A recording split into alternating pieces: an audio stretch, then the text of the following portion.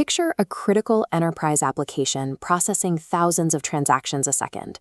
Suddenly, the primary cloud provider stutters, and severe latency spikes across the system. In a traditional architecture, a degraded quality of service like this triggers a chain reaction.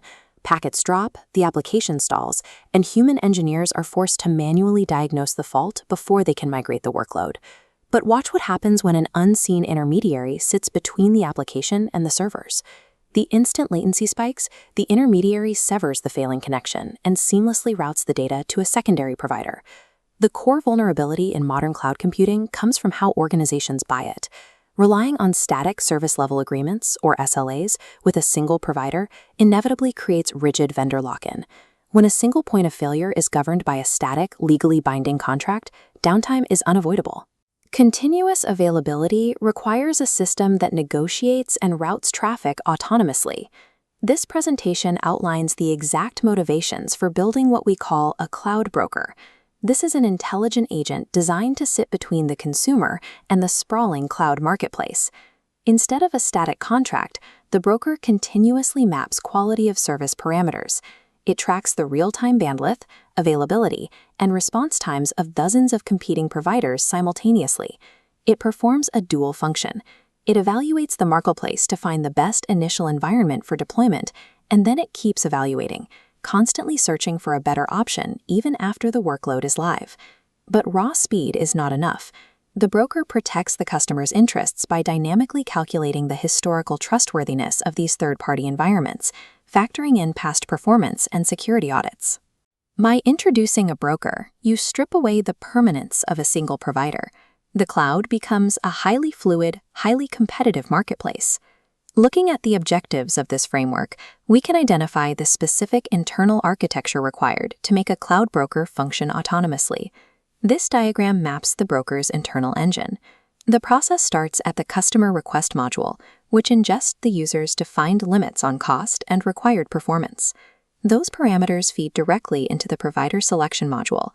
This component matches the user's requirements against the currently available providers in the marketplace.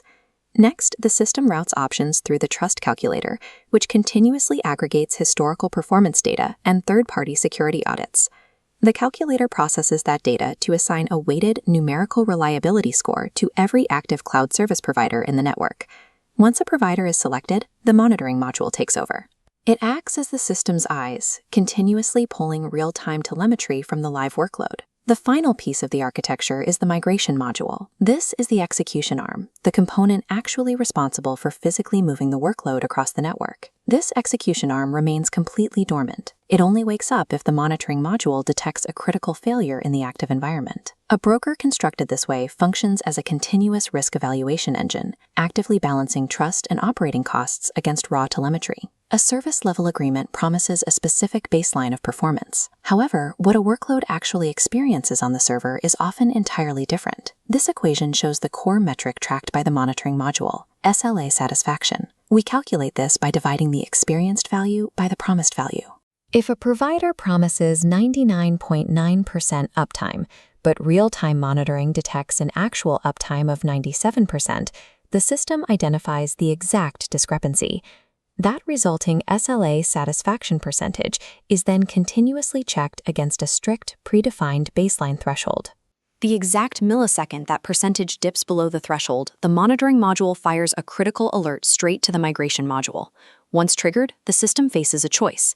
It must immediately decide whether to tolerate the degraded performance or spend the computational resources required to migrate the workload. Active monitoring ensures that a provider's contractual promises are enforced mathematically, minute by minute, rather than relying on legal penalties at the end of the year. Historically, automated decision-making relies on crisp logic. This is the standard operational approach, where every outcome is evaluated strictly as a binary yes or no. This graph illustrates crisp logic in action. If your migration threshold is set at 99%, an SLA of 99.1 means stay. But an SLA of 98.9 triggers a massive system-wide migrate command. Executing a migration is incredibly expensive. Moving an entire enterprise architecture between providers consumes immense bandwidth and processing power. This creates the flicker problem. If a provider's performance bounces rapidly between 98.9 and 99.1, a crisp logic system will endlessly trigger and cancel costly migrations. Network variables like trust, latency, and packet loss contain inherent uncertainty. They exist as partial truths that a rigid binary system simply cannot process. When evaluating the fluid, gray area realities of global network degradation, crisp logic is entirely too brittle. This diagram maps the advanced mathematical alternative, the fuzzy inference system, or FIS pipeline, which solves the threshold problem across 3 stages. It begins with fuzzification. This stage takes raw numerical inputs and converts them into linguistic variables, grouping them into categories like poor, medium, or good. Rather than a binary pass or fail, fuzzification assigns a degree of truth between 0 and 1. An SLA of 98% might register as 0.8 good. In the second stage, rule evaluation, the system checks those fuzzy inputs against a complex matrix of predefined if-then conditions. For example, an intersection in the matrix might dictate, if quality of service is good and trust is high, then the output is a very good provider. This matrix allows the broker to intelligently weigh competing factors. It can choose to accept slightly higher latency if the provider offers vastly superior data security. The final stage is defuzzification.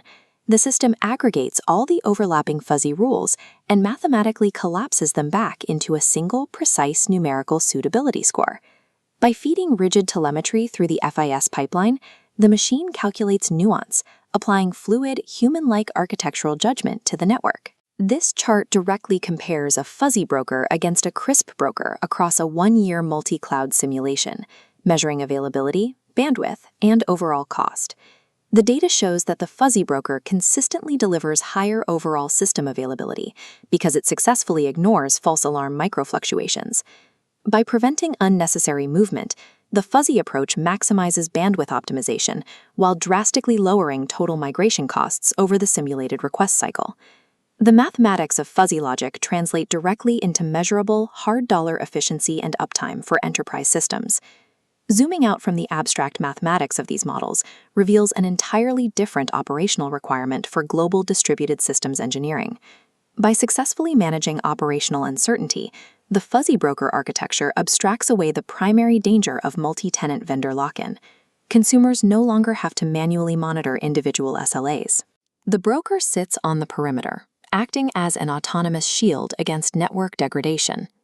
Through intelligent intermediation, the cloud evolves from a static grid into a dynamic, self-healing digital ecosystem.